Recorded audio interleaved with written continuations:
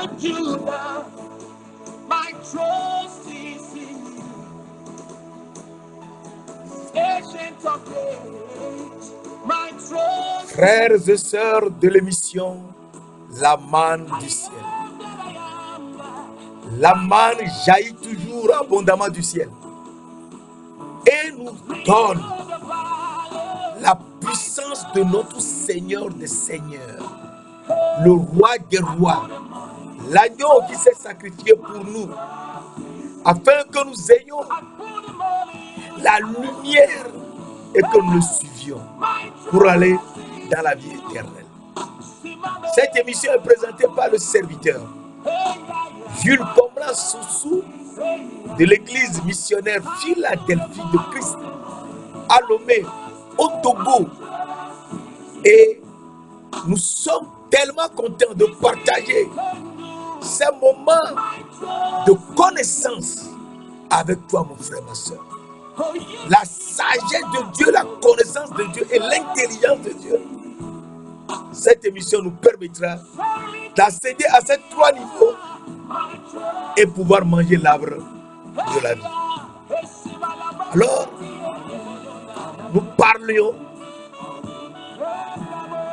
de ce que le Seigneur Dieu de gloire est. Il est la parole de Dieu. Mes frères, mes sœurs, il est la parole de Dieu. Le Seigneur Jésus-Christ est la parole de Dieu.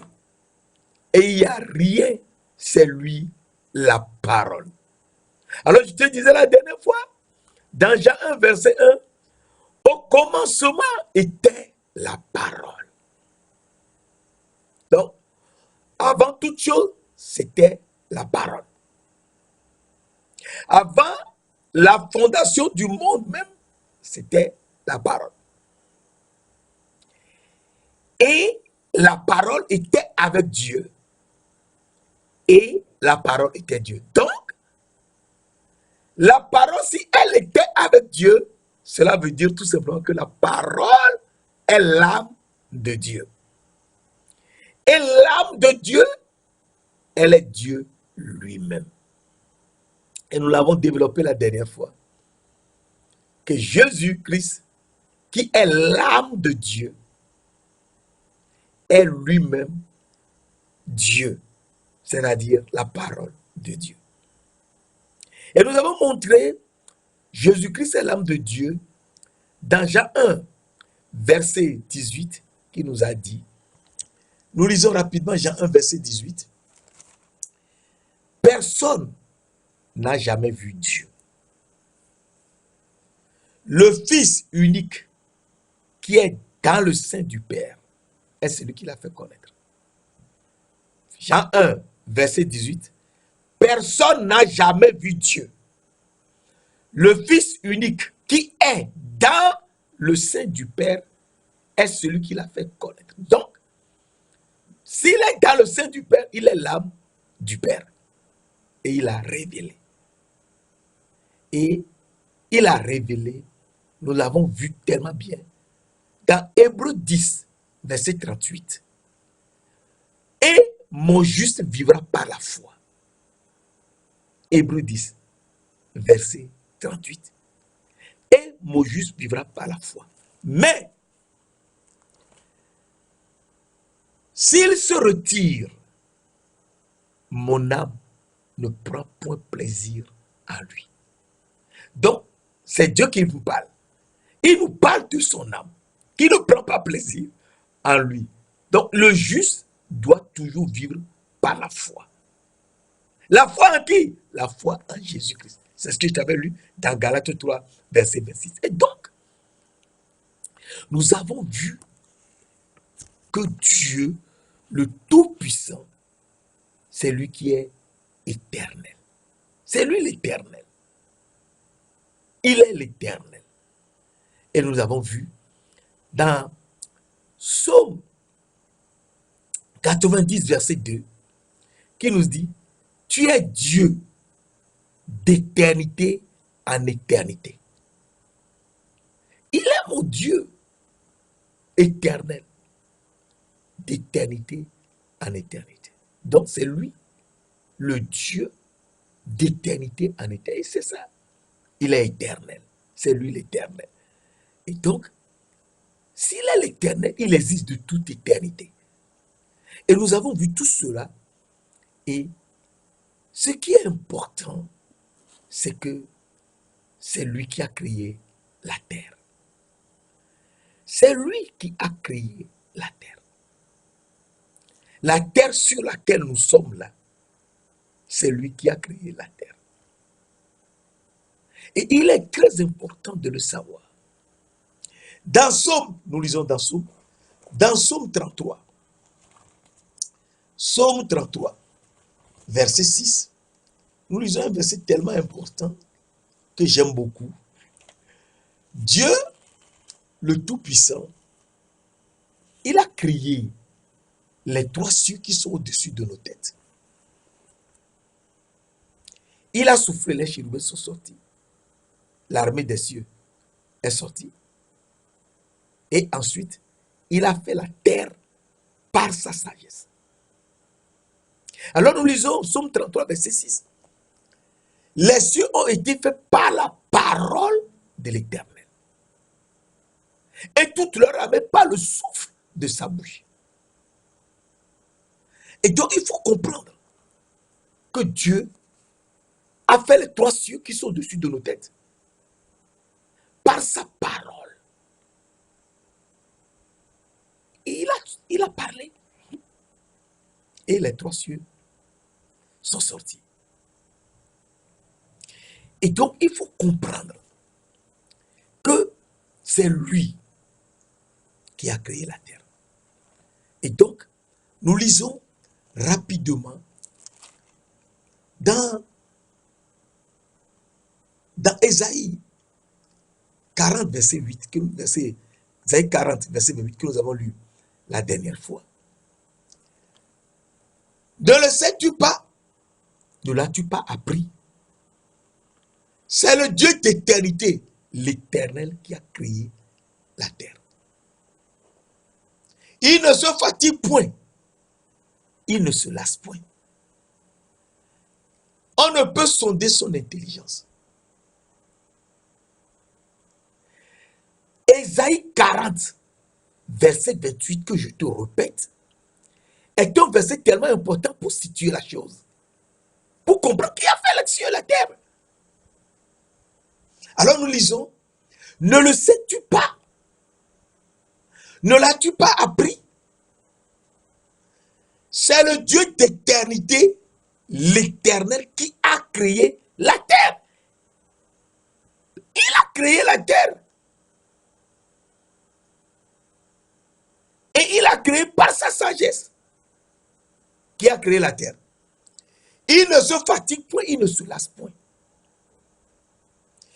On ne peut sonder son intelligence. Oui, c'est lui. C'est lui qui a créé la terre. Il a créé comment? Et c'est très important, je l'avais lu également. Proverbe 3, verset 19. C'est par la sagesse que l'Éternel a fondé la terre. Il a fondé la terre par sa sagesse. Mes frères, mes sœurs. Quand on parle de l'Éternel, il faut qu'on fasse l'effort de le connaître. Et si on le connaît, on saura comment l'adorer, le servir et nous prosterner, l'élever et comprendre pourquoi il est venu sur la terre, mourir sur la croix, on l'a frappé, on l'a giflé, on lui a craché dessus, le Dieu de gloire, l'Éternel, et il a accepté de faire ça pour nous. Pourquoi? Et c'est à partir de là que tu es réveillé. Sinon, tu parleras de Jésus-Christ comme de quelqu'un. Non, c'est Dieu lui-même qui est venu, l'âme de Dieu qui est venue sur la terre. C'est très important. Jean 1, verset 18. Hébreux 10, verset 38. Et il est venu. Alors, nous voyons que c'est lui qui a créé la terre.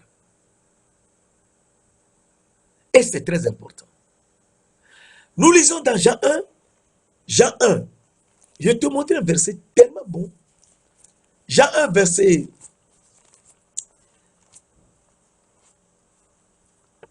3. Jean 1, verset 3. On peut lire à partir du verset 1 à 3, d'ailleurs. Au commencement était la parole. Et la parole était avec Dieu. Et la parole était Dieu. Elle était au commencement avec Dieu. Verset 3. Tout a été fait par elle. Tout. Il n'y a rien. Tout a été fait par la parole. Et rien de ce qui a été fait n'a été fait sans elle. Jean 1, verset 3. Tout a été fait par la parole. Tout. Quand Dieu dit tout, c'est tout. Les cieux ont été faits par la parole. La terre par la parole. Qui est sa sagesse? Tout. Tout a été fait par la parole. Tout a été fait par la parole. Et rien de ce qui a été fait n'a été fait sans la parole. Et cette parole qui a tout fait. Et c'est très important de savoir cela, que c'est elle qui a tout fait. Et donc, si c'est elle qui a tout fait, il faut qu'on sache que si nous ne suivons pas la parole qui a tout fait, nous serons perdus. C'est elle qui a tout fait. Je te montre un verset, je continue. Colossiens 1, verset 16. Colossiens 1, verset 16. Qui est un verset tellement important. Colossiens 1, verset 16. Car en lui ont été créées toutes choses. À la parole ont été créées toutes choses qui sont dans les cieux et sur la terre, les visibles et les invisibles. Colossiens 1, verset 16. Car en Jésus-Christ ont été créées toutes choses. Toutes les choses qui sont dans les cieux et sur la terre, les visibles et même les invisibles. Trône, dignité, domination, autorité, tout a été créé par lui et pour lui. Colossiens 1, verset 16. C'est un verset très important. Tout a été créé par lui et pour lui. Et donc, à partir de là, nous savons que c'est lui qui a créé les cieux et la terre. Genèse 1, verset 1. Au commencement, Dieu créa les cieux et la terre. Et Dieu qui a créé les cieux et la terre, c'est la parole. La parole qui était Dieu a créé les cieux et la terre. Et tout a été créé par lui. C'est ça. C'est lui Dieu. Tout a été créé par lui. Et donc à partir de là, nous savons que il est le créateur éternel. Oui, c'est très important. C'est lui le créateur éternel. Il est éternel. Tout a été fait par lui. Alors, nous lisons dans 1 Pierre 1, verset 25, pour comprendre la parole. 1 Pierre 1, verset 25, la parole du Seigneur demeure éternellement. Et cette parole, c'est celle qui vous a été annoncée par l'évangile. L'évangile que nous prêchons là, c'est la parole de Dieu qui a tout fait et qui demeure éternellement. Je te répète, 1 Pierre 1, verset 25. La parole du Seigneur Jésus-Christ demeure éternellement. Et cette parole est celle qui vous a été annoncée par l'évangile. Et donc, l'évangile que tu entends, la parole que nous prêchons, c'est elle qui demeure éternellement. Et donc, en demeurant éternellement, C'est lui qui a tout fait. Oui, c'est lui. C'est lui qui a tout fait. C'est lui qui est Dieu, béni éternellement. Nous voyons un verset très important. La parole, qui a tout fait. Nous lisons dans Romains 1, verset 25.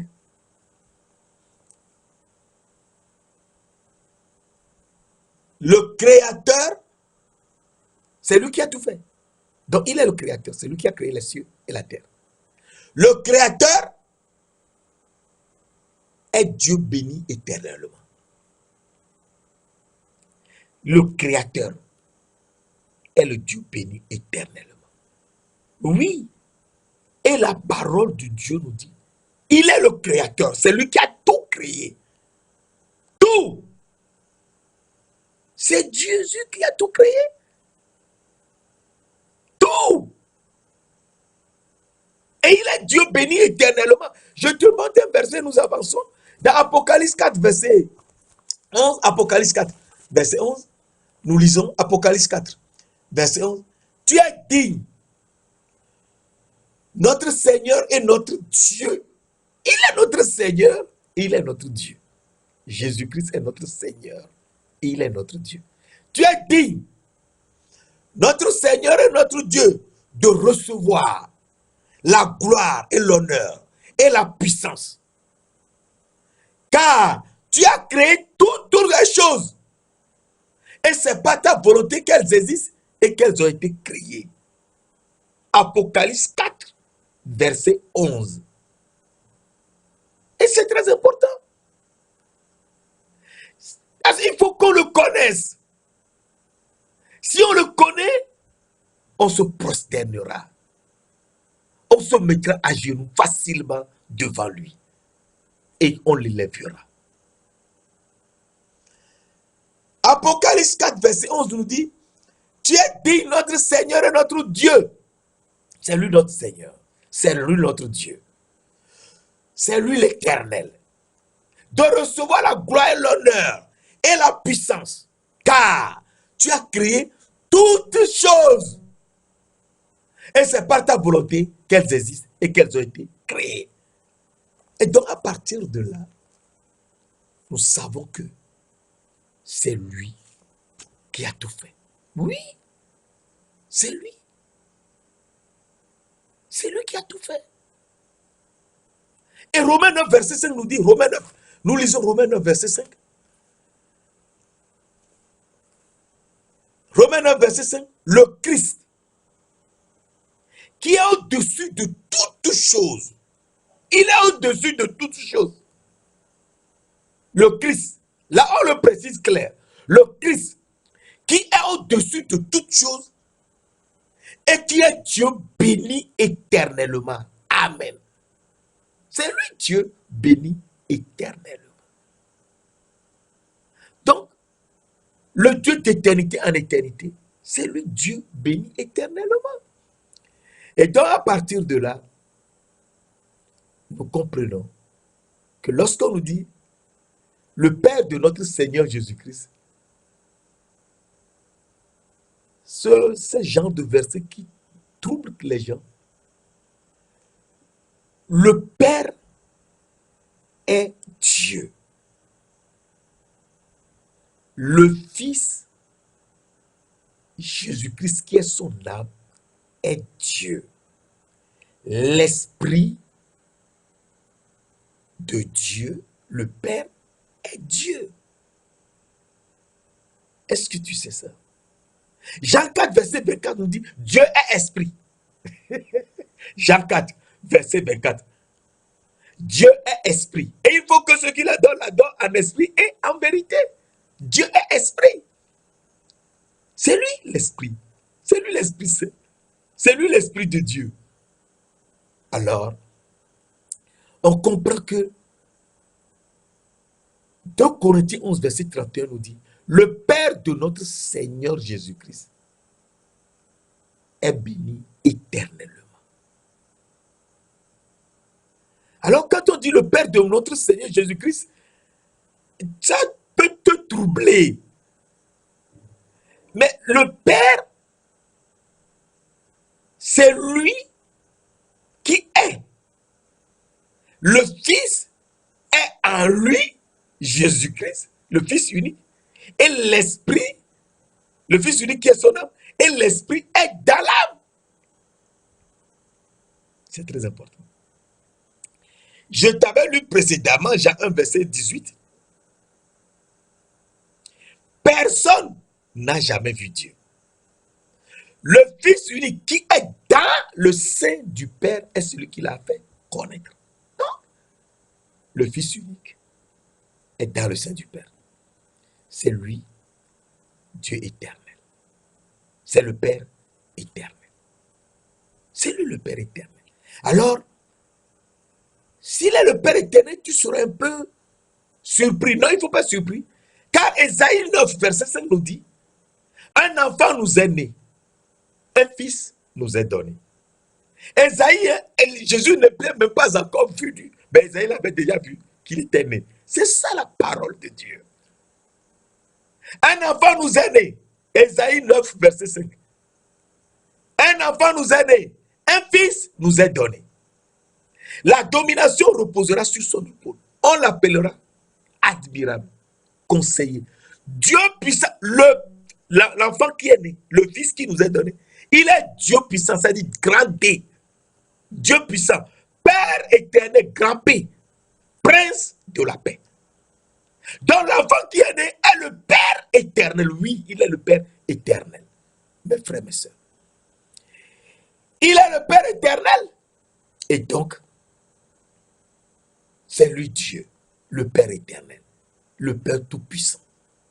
C'est lui le Dieu tout-puissant. L'enfant qui est né, le Fils qui nous est donné, est le Dieu puissant, le Père éternel. À partir de là, tu dois être réveillé, comme moi. Et nous lisons dans Somme 102, verset 25, Somme 102. Verset 25, je te donne des versets afin que tu comprennes que il ne faut pas qu'on parle de nous-mêmes. Les versets même sont complètes. Et quand tu entends les versets et que tu les relis toi-même, tu es pénétré par la parole de Dieu. Et ton âme vit. Parce que notre âme ne vit que de la parole de Dieu. Ton âme vit et tu es en paix. Je dis, mon Dieu, ne m'enlève pas au milieu de mes jours. Toi, dont les années durent éternellement. Toi, dont les années durent éternellement. Nous sommes dans le sommet. 102 verset. Jésus n'était pas encore arrivé. C'est ça la gloire de Dieu. Il nous dit tout à l'avance. Et ensuite, il les réalise pour qu'on les voit. Toi, dont les années durent éternellement. Et donc, si lui, dont les années durent éternellement, eh bien, c'est lui qui est saint, saint, saint. C'est lui. Alors la parole de Dieu nous dit, dans Ésaïe 6, verset 3, les séraphins qui étaient avant la fondation du monde, aux cieux des cieux, venus maintenant sur la terre, ont crié. Et Ésaïe a eu la révélation. C'est une question de révélation. Si tu n'as pas la révélation, tu ne peux pas comprendre. Mais il faut prier le Seigneur de gloire, donne la révélation. Et tu es réveillé. Ésaïe 6, verset 3 dit, Saint, Saint, Saint est l'Éternel des armées. Toute la terre est remplie de sa gloire. Toute la terre est remplie de sa gloire. Toute la terre. Le verset 5 nous dit, Ésaïe a écrit, et mes yeux ont vu Le roi grand terre, le roi, l'Éternel des armées. Donc, l'Éternel des armées qui est saint, saint et saint est le roi. Oui, c'est lui le roi. C'est lui le roi, l'Éternel des armées. Le roi, il est venu jusqu'à nous. Le roi est venu. Mes frères, mes soeurs, le roi, il est venu. Et il est venu, et tel que Isaïe nous l'avait dit dans Isaïe 7, verset 14, la jeune fille sera enceinte. La jeune fille vierge sera enceinte. Et elle enfantera un fils. On lui donnera le nom d'Emmanuel. Et effectivement, la jeune fille, Marie, a été enceinte. Une jeune fille vierge qui n'a jamais eu de rapport sexuel était enceinte. Par la vertu du Saint-Esprit. Par la vertu du Saint-Esprit. Donc le Saint-Esprit est venu sur elle. Et dans ce corps, fait de la poussière de la terre qui a été fondée par la sagesse de Dieu, l'Esprit Saint est entré dans ce corps, parce que la femme a été faite à partir du corps d'Adam, on le sait bien. Genèse 2, verset 19 à 23, même 24. Jésus est entré dans la jeune fille. L'Esprit de Dieu est entré dans la jeune fille. Et la jeune fille a enfanté effectivement Jésus, Emmanuel. Dieu avec nous. Dieu est avec nous. Dieu est avec nous, Emmanuel. Dieu est avec nous pour nous sauver. Dieu est avec nous pour nous sauver, mes frères, mes soeurs. Dieu le Tout-Puissant est avec nous pour nous sauver. Alors, nous lisons dans Luc 2. Luc 2, et c'est très important. Luc 2, rapidement en bas, verset 1 à 11, mais on peut choisir rapidement certains versets. C'est très important. En ce temps-là, apparut un édit de César Auguste, ordonnant un recensement de toute la terre, etc. Joseph aussi monta de la Galilée, de la ville de Nazareth, pour se rendre en Judée, dans la ville de David, appelée Bethléem, parce qu'il était de la maison et de la famille de David. Afin de se faire inscrire avec Marie, sa femme, qui était enceinte. Pendant qu'ils étaient là, le temps où Marie devait accoucher arriva. Et elle enfanta son premier-né. Elle l'emmaillota, elle l'emmaillota et le coucha dans une crèche parce qu'il n'y avait pas de place pour eux dans l'hôtellerie. Donc, on a mis l'enfant dans la mangeoire des animaux. Donc, l'enfant qui est né est un agneau. C'est très important. L'enfant Jésus qui est né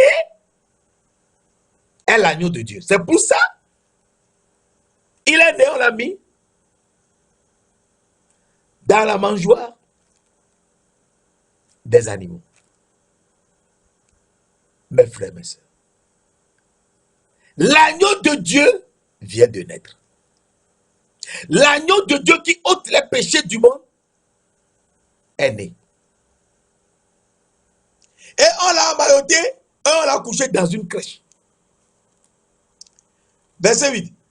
Il y avait dans cette contrée des bergers qui paissaient dans les champs les veilles de la nuit pour garder des troupeaux. Et voici un ange du Seigneur leur apparut et la gloire du Seigneur resplendit autour d'eux. Ils furent saisis d'une grande frayeur.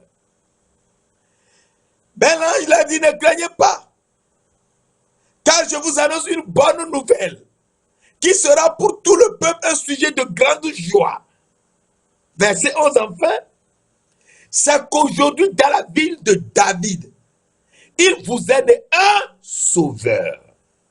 Il vous est né un sauveur, qui est le Christ, le Seigneur.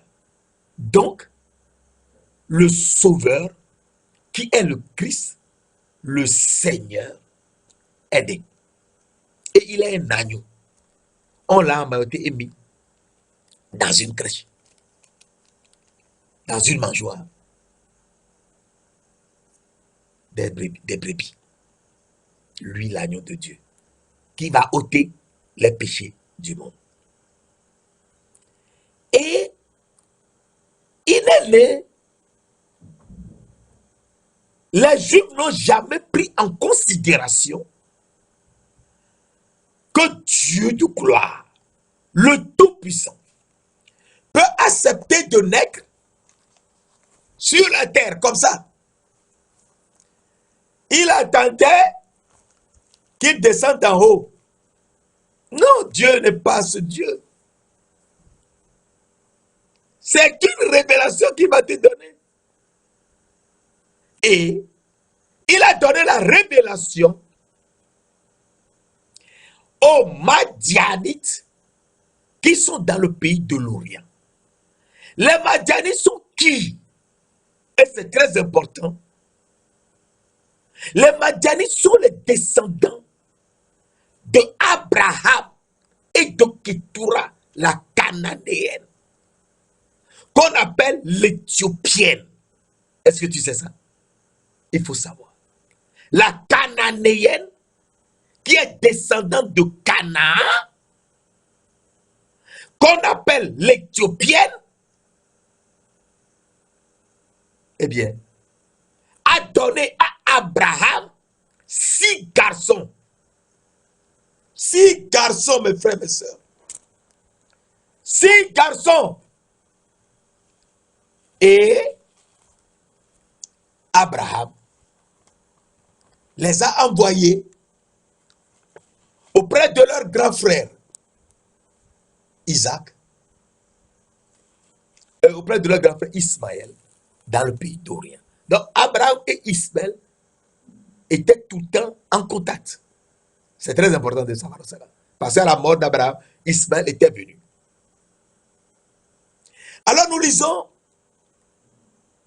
Abraham et Ketura que nous avons développé et qui se trouve sur YouTube, Facebook et tout cela, que tu peux voir toi-même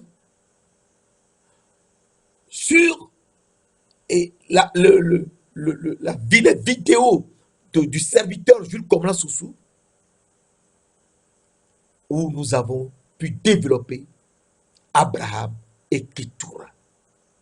C'est très important de suivre Abraham et Ketura pour être imprégné de ces vérités. Mais je te lis rapidement.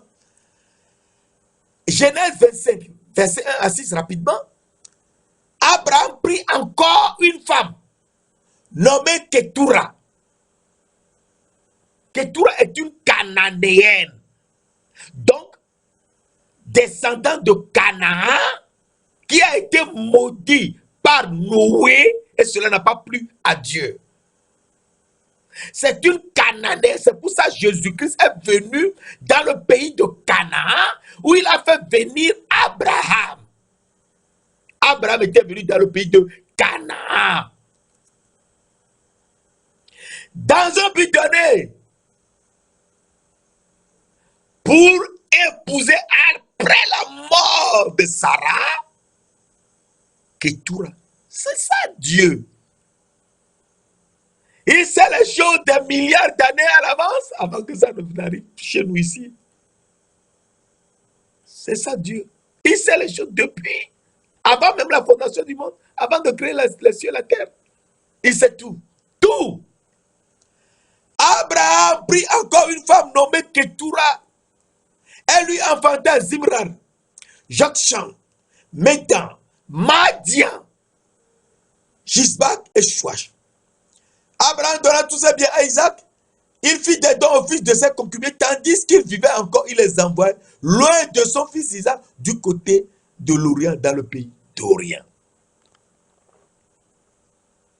Et donc, le quatrième fils que Ketura a donné à Abraham, qui s'appelle Madian, dont Jéthro fait partie, Jéthro, le beau-père de Moïse, Moïse qui était avec des problèmes avec le pharaon, a été envoyé dans le pays de Madian. Il n'a pas su comment il fuyait, il était jusqu'à partir dans le pays de Madian. C'est Dieu qui fait tout. Et il a épousé la fille de Jéthro, sacrificateur de Madian, et ils sont venus jusqu'à dans un pays où Abraham était et où sont venus tous les Israélites. Nous le verrons plus tard parce que c'était développé dans la série Abraham et Ketura. Toi-même tu peux lire. Donc, ces Madianites sont venus et nous lisons dans Matthieu 2, verset 1 à 11, nous choisissons rapidement. Jésus étant né à Bethléem, en Judée, au temps du roi Hérode, voici des mages d'Orient, qui sont des Madianites, venus d'Orient, arrivèrent à Jérusalem. Verset 2. Ils dirent, où est le roi des Juifs qui vient de naître? Car nous avons vu son étoile en Orient et nous sommes venus pour l'adorer. Donc, le roi, l'Éternel des armées, Ésaïe 6, verset 5, que je venais de lire, est venu sur la terre et il est né à Bethléem. Et Hérode a fait venir les sacrificateurs, les scribes. Ils ont vérifié, ils ont dit peut-être ça doit être Bethléem. Bethléem qui est à peu près 10 ou 12 km de Jérusalem. Hein. Et Jésus était resté là. Tout enfant avec Marie et Joseph, pendant presque un an et demi, et les Juifs n'ont jamais voulu prendre cela en considération. Et il a donné la révélation, c'est une question de révélation, mes frères, mes sœurs. Il a donné la révélation aux Madianites qui sont les mages dans le pays d'Orient, qui ont eu un rêve. C'est dans les rêves que Dieu parle. Il te parlera et tu sauras qui il est. Et tu seras changé. Il leur a révélé qu'ils verront une étoile descendre du ciel jusqu'en bas ici, dans notre atmosphère ici. De suivre l'étoile et que l'étoile conduira jusqu'à lui, le roi qui est descendu des cieux sur la terre. En venant d'amener de l'or, qu'il est le roi, beaucoup d'or, beaucoup d'encens, qu'il est le souverain sacrificateur, et beaucoup de myrrhe, qu'il est le prophète à écouter, mais qui souffrira à notre place. Et un jour, les gens étaient là, et l'étoile est apparue. Mes frères, mes soeurs, c'est comme ça. Tu auras la révélation des années à l'avance, des jours à l'avance, des mois à l'avance. Et un jour, Dieu se manifestera à travers la révélation que tu as eue. Et tu sauras qu'il est Dieu. Et tu le loueras. Tu le magnifieras. Tu l'adoreras. Tu te prosterneras. Tu l'élèveras. Sinon, Ce sera un truc intellectuel, mais un truc intellectuel, ça ne peut pas comprendre Dieu. Alors, ils dirent à Bethléem, en Judée, car il est écrit. Et ce qui est écrit, on va lire cela. Dans Michée 5, on va lire dans Michée. Michée 5, verset 1 nous dit, et c'est très important. Et toi, Bethléem, Ephrata, petite entre les milliers de Juda, de toi sortira pour moi l'Éternel, celui qui dominera sur Israël, celui dont les jours remontent aux temps anciens. Quand on dit aux temps anciens, c'est avant la fondation du monde. Au jour d'éternité, l'éternité passée, avant que Dieu ne crée les trois cieux et la terre. Celui dont l'origine remonte aux temps anciens, avant la fondation du monde, au jour d'éternité, d'éternité passée. Michée 5, verset 1. Et celui-là est venu, oui. Et ils étaient partis à Bethléem. Et ils ont vu encore l'étoile. Et l'étoile les guidait jusqu'à s'arrêter au-dessus d'une maison. Alors quand on dit que l'étoile s'est arrêtée au-dessus d'une maison, il faut comprendre et avoir la révélation que l'étoile est descendue jusqu'à être au-dessus de la maison. Si l'étoile est en haut loin, comment peuvent-ils savoir que c'est cette maison? En haut, très loin. Non, ils ne peuvent pas. Quand l'étoile est descendue au-dessus de la maison, c'est que tout bas leur indiqua que c'est cette maison. Ils sont rentrés dans la maison et nous lisons. Après avoir entendu le roi, ils partirent. Et voici l'étoile qu'ils avaient vue en Orient marchait devant eux jusqu'à ce qu'ils étaient arrivés au-dessus du lieu où était le petit enfant. Elle s'arrêta. L'étoile qui les guidait s'arrêta au-dessus de la maison. Verset 8-10. Quand ils aperçurent l'étoile, ils furent saisis d'une grande joie.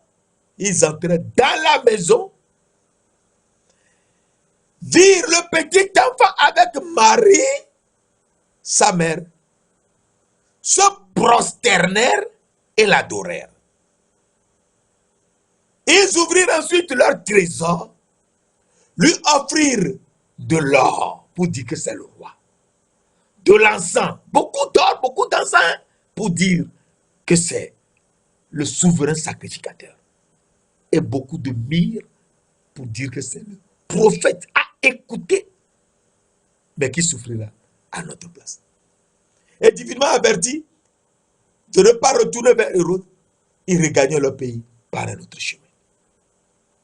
Alors, le roi qui est né à Bethléem est Jésus qui est venu sur la terre. Mes frères, mes sœurs. C'est lui, Jésus-Christ. Il est le même. Il ne change pas. Le même Dieu, le même Seigneur, le Seigneur Dieu, le Christ, le Sauveur, le Tout-Puissant, il est venu. C'est lui. Il n'y en a pas d'autre. C'est le seul Dieu. Il est le seul Dieu. Il n'y a pas un autre. Le seul. Et il n'y a pas un autre. Il est le seul Dieu qui est venu sur la terre. Et je te disais la dernière fois que dans Jean 1, verset 14, la parole a été faite chair. La parole de Dieu a été faite chair. Et elle a habité parmi nous. grâce et de vérité. Et nous avons contemplé sa gloire, une gloire comme la gloire du Fils unique venu du Père. Et il est venu avec la grâce et la vérité. Oui, c'est Dieu qui est venu. Et je t'avais lu la dernière fois également, 1 Timothée 3, verset 16, et sans contredit. Le mystère de la piété est grand. Dieu a été manifesté en chair, justifié par l'Esprit, vu des anges, prêché aux gentils, cru dans le monde, élevé dans la gloire. Élevé dans la gloire. Nous verrons élevé dans la gloire la prochaine fois. Mes frères, mes sœurs, il faut qu'on comprenne que c'est lui, Jésus-Christ. Il ne change pas. Il est le même, hier, aujourd'hui et éternellement.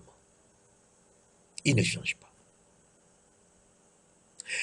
C'est pour cela qu'il nous dit, Hébreux 13, verset 8, Jésus-Christ est le même, hier, avant la fondation du monde, d'éternité en éternité. Aujourd'hui, nous parlons de lui aujourd'hui, et éternellement. L'éternité qui vient, c'est le Père éternel. Saint-Esprit, Esprit du Dieu vivant, Esprit de gloire, nous te magnifions. Donne-nous la révélation pour qu'on sache qui est Jésus-Christ, l'âme de Dieu, manifesté en chair pour nous sauver sur la terre. Manifeste cette gloire. Merci d'ailleurs de l'avoir fait au nom précieux de notre Seigneur Jésus-Christ de Nazareth.